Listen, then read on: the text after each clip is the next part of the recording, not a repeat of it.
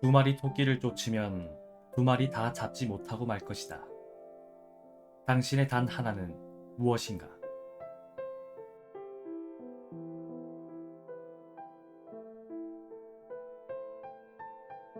안녕하세요. 부크박스입니다.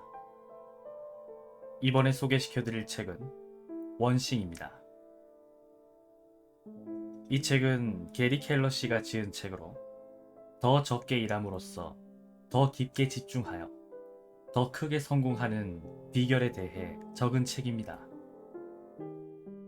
작가님은 자신에게 가장 중요한 한 가지, 즉 원싱을 찾아 집중하고 파고들라고 말하고 있습니다. 이 책은 우리의 삶을 소모시키는 멀티태스킹을 비롯한 성공에 대한 거짓 신화를 바로잡고 원싱의 일을 찾아 집중하는 법, 그리고 원싱을 찾기 위해 스스로 어떻게 해야 하며 이를 어떻게 습관화하고 삶에 적용할 수 있는지를 알려주고 있습니다.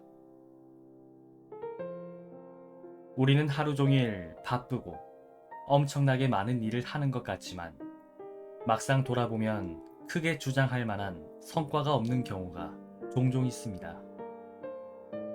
하지만 업무량과 성과는 비례하지 않습니다. 많은 일을 하는데 초점을 두는 것이 아니라 버리고 선택하고 한 가지에 집중하는 것이 중요하다고 작가님께선 말씀하고 계십니다. 그렇다면 작가님께선 어떤 생각으로 두 마리의 토끼가 아닌 한 마리의 토끼에 집중을 하라고 하셨는지, 그리고 그 토끼를 잡기 위해서 어떤 노력이 필요한지 한번 살펴보겠습니다. 사람에게 주어진 시간은 모두 공평하게 하루 24시간인데 왜 어떤 이들은 다른 이들보다 더 많은 일을 해내는가? 그들은 어떻게 더 많은 일을 하고 더 많은 것을 이룩하며 더 많이 벌고 더 많은 것을 소유하는가? 시간이 곧 성취를 얻기 위한 화폐라면 어떻게 누군가는 똑같이 주어진 시간을 더 많은 화폐로 바꾸는 것인가? 그들은 어떤 일의 핵심에 모든 걸 집중했다. 즉 그들은 중요한 일에만 파고들었던 것이다. 원하는 일이 어떤 것이든 최고의 성공을 원한다면 접근 방법은 늘 같은 방식이어야 한다. 핵심 속으로 파고들어야 한다. 파고든다는 것은 곧 자신이 할 수 있는 다른 모든 일을 무시하고 반드시 해야만 하는 일에만 집중하는 것을 뜻한다. 또한 모든 일의 중요성이 똑같지 않음을 인식하고 가장 중요한 일을 찾아내는 것이다. 이것은 자신이 하는 일과 자신이 원하는 일을 연결짓는 아주 단호한 방식이기도 하다. 탁월한 성과는 당신의 초점을 얼마나 좁힐 수 있느냐와 밀접하게 연결되어 있다. 자신의 일과 삶에서 최대한 많은 것을 얻어내려면 최대한 파고들어야 한다. 한 번에 너무 많은 일을 하려다 보면 처음엔 그렇게 하는 것이 효과가 있는 것처럼 보인다. 그러나 아무것도 줄이지 않은 채 일을 자꾸 더하기만 하면 결국엔 부정적인 결과를 맞을 수밖에 없다.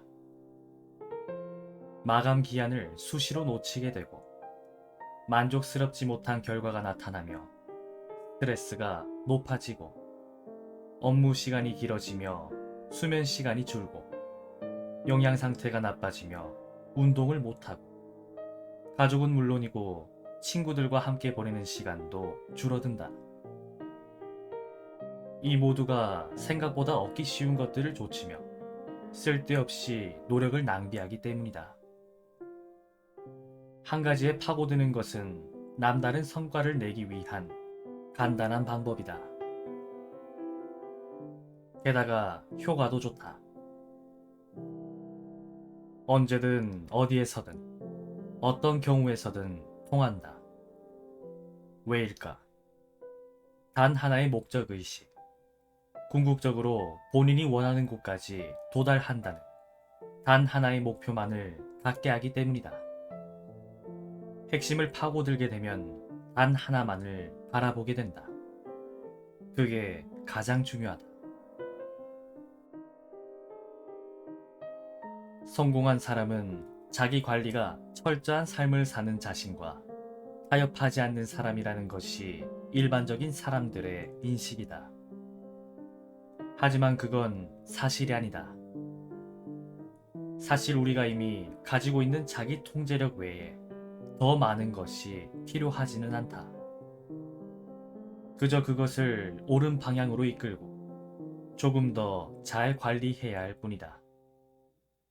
대부분의 사람들이 생각하는 것과 달리 성공은 끊임없이 자신을 훈련시켜야 하는 마라톤 경기가 아니다. 성과를 올리기 위해 언제나 절제된 행동만 하고 모든 면에서 자기 관리가 철저한 사람이 될 필요는 없다. 사실 성공은 단거리 경주다. 건전한 습관이 자리를 잡을 때까지만 자신을 훈련시켜 달리는 단거리 전력 질주인 셈이다. 무슨 일을 해야 하는데 제대로 되지 않으면 우리는 자기 관리가 필요해라고 이야기하곤 한다. 사실 이때 우리에게 필요한 것은 그 일을 지속시키는 습관이다. 그리고 그런 습관을 만들기 위해 필요한 양만큼의 자기 규율만 있으면 된다. 성공에 대해 이야기할 때마다 우리는 늘 관리와 습관이라는 단어를 만나게 된다. 그 의미는 다르지만 이 두 단어는 높은 성과를 이루는 바탕으로 함께 작용한다.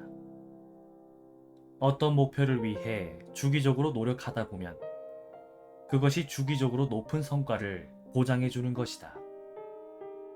본질적으로 자기 관리를 철저히 한다는 것, 자신을 스스로가 정한 방식대로 행동하도록 훈련하는 것과 같다. 그 훈련을 충분히 유지하면 일상 달리 말해 습관이 된다. 그러니 자기 관리에 철두철미하게 보이는 사람도 실제로 몇 가지 바람직한 습관을 만들어 확립시킨 것뿐이다. 시간 확보하기를 통해 남다른 성과를 올리려면 세 가지 약속을 지켜야 한다. 첫째, 자신의 일을 완벽하게 자신의 것으로 만들어 최고의 경지에 이르고자 하는 마음가짐을 가져야 한다. 둘째, 끊임없이 최적의 길을 찾으려 노력해야 한다. 노력에 상응하는 결과를 가져다 주지 못하는 방식을 써서는 아무리 최선을 다해도 소용이 없다. 그리고 마지막인 셋째, 자신만의 단 하나를 달성하기 위해 할 수 있는 모든 일을 하고 있다고 기꺼이 책임질 수 있어야 한다. 이러한 약속을 지킨다면 탁월한 성과를 경험할 수 있는 가능성이 높아질 것이다. 대부분의 사람들은 어떤 분야의 전문가가 되는 것을 최종 목표이자 결과물로 생각한다. 하지만 그건 역시 하나의 사고방식이자 행동 양식, 그리고 경험의 일부라 할 수 있다. 무언가의 경지에 이르고자 그것을 추구하는 행위 자체가 당신이 해야 하는 모든 다른 일을 더 쉽게 만들 것이다. 이런 이유로 당신이 몰두하려는 그 대상을 정하는 일이 매우 중요하다. 나는 자신에게 가장 중요한 분야에서 가능한 최고가 될 수 있도록 최선을 다하는 것이 전문가가 되는 길이라고 믿는다. 이 여정은 견습생이 특수한 기술을 익히기 위해 끊임없이 기본기를 연마하는 것과 같다. 태권도를 비유로 생각해보자. 열심히 훈련하는 흰띠도 어느 순간에 이르면 검은띠가 알고 있는 기본 태권도 동작을 모두 알게 된다.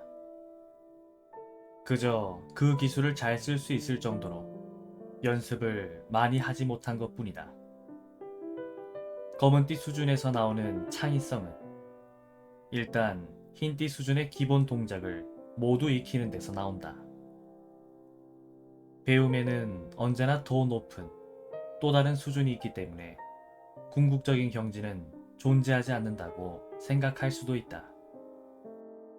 달리 말하면 우리는 경험한 것들에 대해서는 달인이 되는 반면 앞으로 해야 할 것들에 대해서는 연습생이 된다. 바로 경지에 이르는 것을 여정이라고 부르는 이유다.